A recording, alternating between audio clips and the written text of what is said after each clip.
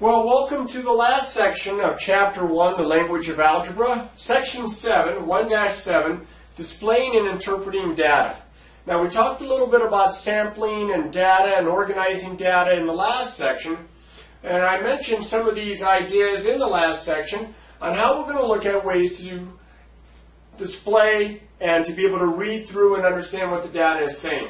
We're going to look at the line graph, which most of you probably are familiar with, a histogram, which is kind of like a fancy bar graph, and a stem and leaf plot, which is more of a way to organize numbers in order, so you can kind of keep track of largest, smallest, what's in the middle, and such. We're going to start off with the line graph. The line graph, as this says here, shows trends and changes over time. How is it adjusting as time goes on? How is the data increasing or decreasing? You may have seen line graphs for businesses where it shows their profits going upward or downward. Now, to do a line graph, we need, one, a title. That's easy. We'll put that at the top.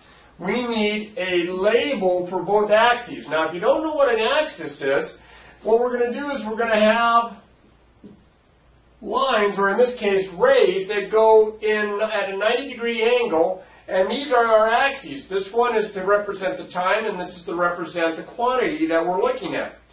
And we're going to have it describing the variable it represents. We're going to need a label here and a label here. This one for this axis, this one for that axis. And equal intervals on each axis, which means that each one of these represents the same amount. This one on the horizontal axis, this one on the vertical axis. Now, these two amounts, what each one of these spaces represents here and what each one of these spaces represents here, don't have to be the same. But each one of these has to be the same on the horizontal, and each one of these has to be the same on the vertical. That's what it means by equal intervals. Now, one of the ways that I can show this is to do an example, and that's my next idea. I'm going to do an example of a line graph. And we'll get to the others here soon enough. But we're going to do a line graph first. But of course, I need a clean board here, so I'm going to clean that next. Okay, that's better. We're going to construct the line graph of the data in the table. Now, I kind of just jumped and wrote all this down. So again, just pause it if you need to so that you can get caught up with your notes, or if you're writing this example down to look off of. We're going to construct the line graph of the data in the table. We're going to use the graph to predict the percent of the labor force in the farming in the year 2010. So what percent of all the people working in farming, the labor force, how many were farmers in the year 2010? That's what we're going to try to predict. And we have some information here. We have percent of the labor force in farming. We've got the year, 1940, 1950, 1960, 1970, 1980, 1990. So they're making jumps of 10. And what percent? 17% of all the people working in 1940, 17% were involved in farming. And then it dropped to 12, to 6, to 3, to 2, to 2 for every decade. So as you can see here, there's definitely a change in data, and we want to see what kind of a trend we have from that. So here's where we're going to use a little bit of information for graphing. We're going to go to the year, and we're going to put a dot at the level there for the percent on this graph that I've already set up. So look here, I have a title, percent of the labor force in farming. I have two axes, and I've labeled each one. This is for the year, and this is for the percent. I kind of put it on the side. I've broken up the horizontal axis in jumps of 10. I didn't label every one, but if this is 1940 and this is 1960, this is 1950.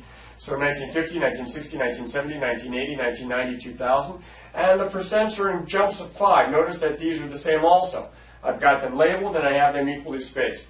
So now I am going to plot the information that I have from the table. 1940, 17. So I have to kind of get in front of it there to get a good idea. About there. 1950 is 12. About here. 1960 is 6. About here. 1970 is 3, so way down here. 1980 and 1990 are both 2. 1980, 1990 are both 2. Now I'm going to connect from one space to the other, from one dot to the other, and draw my line in here. I know it's not a straight line like in geometry, but that's how we're going to set it up. And as you can see, there's definitely a negative trend. Less and less people, percentage-wise, are involved in farming from those people that are working. You can see it drops down rapidly, and then it's kind of leveling out just a little bit here. So now, I have this little bit of information.